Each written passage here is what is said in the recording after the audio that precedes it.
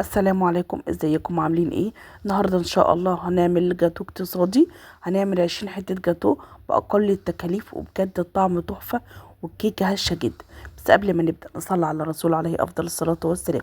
انا عندي هنا بوله حطيت فيها كوبايه سكر، حطيت 3 بيضات، وحطيت باكيت فانيليا. هبدا اضربهم مع بعضهم. ممكن تعملي الموضوع الجاتو ده ببيضه واحده بس، وهيطلع برضو معاكي النتيجة كويسة جدا. بعد ما الكم فتح معانا، نزلت بنص كوباية زيت. هبدأ اضربهم كويس قوي لحد ما القوام يتضاعف معانا. خلاص هنا انا كده خلصت ضرب. هبدأ انزل هنا بكوبايتين دقيق انا نخلاهم، وحط عليهم كيس بيكنج باودر، وحطيت ربع كوباية كاكاو وذرة ملح. هبدأ اقلبهم مع بعضهم. هتحسي ان القوام كده بدأ يتقل معانا، ما تقلقيش. هنا في تركايه هعملها لك، هتخلي الكيكة طالعة هشة جدا. هبدأ هنزل هنا بمية تكون سخنة بتغلي، مش هتأثر على البيض ولا هتطيبه ولا اي حاجة، بس هتخلي الكيكة طالعة في حتة تانية خالص. بصي منظر الكيكة بتاعتها تحفة. انا هنزل هنا بكوباية وربع من المية السخنة، وهبدأ اقلبهم مع بعضهم. هنا قوام الكيكة معايا مظبوط. بعد ما حطيت عليه كوباية وربع من المية بتغلي، هبدأ هنا عندي صاج 30 في 40. هبدأ انزل فيه خليط الكيكة، وهبدأ كده اظبطه في الصاج عشان ميبقاش معايا جنب عالي وجنب واطي. انا هنا مسخنه الفرن على درجة حرارة 180، مولعة من الشواية من فوق ومن تحت. لو انت ما عندكيش الاتنين بيولعوا مع بعض، يعني ممكن تولعي من تحت بس. هو هيدخل معانا الفرن مش هياخد 10 دقايق، عشان هنا طبقة الكيكة رفيع. بصي الكيكة طالعة هشة جدا ومرتفعة، بجد طالعة تحفة وطرية قوي. بصي منظرها. انا هبدأ اقلب الصاج كده، وهبدأ اشيل ورق الزبدة من تحت.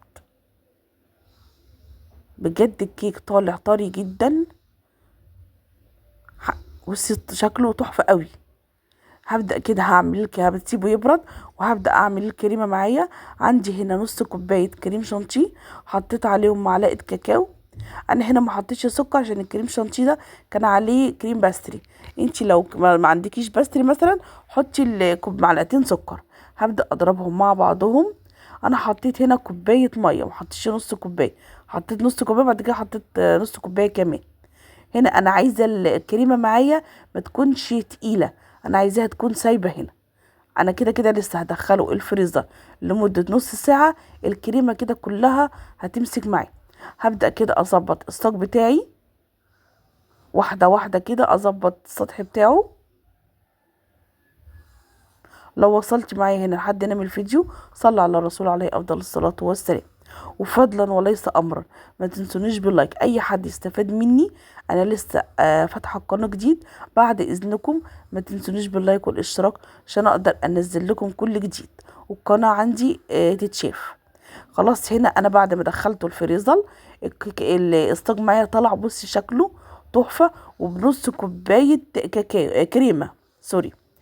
هنزل هنا الصوص بتاعي ده، انا كنت عاملاه قبل كده على القناة. ده صوص اقتصادي بجد طعمه تحفة جدا.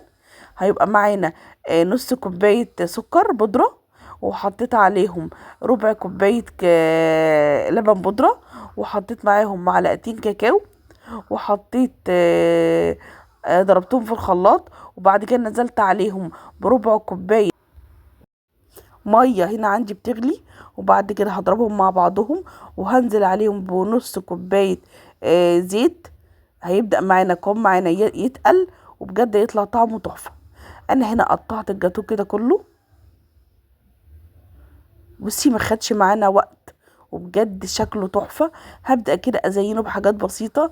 انا حطيت عليه على وشه كده شويه جوز هند على كل واحده من الجاتو.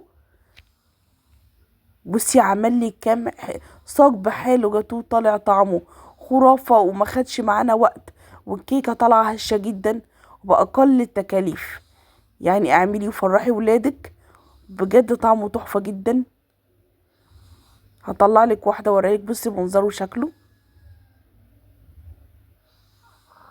بصي طعمه، بصي منظره وطعمه تحفة صراحة والله. والكيكه طالعه هشه جدا، حتى احنا ما زقناش اي حاجه، لا حليب ولا اي حاجه، طعمها بجد تحفه. والسلام عليكم ورحمه الله وبركاته.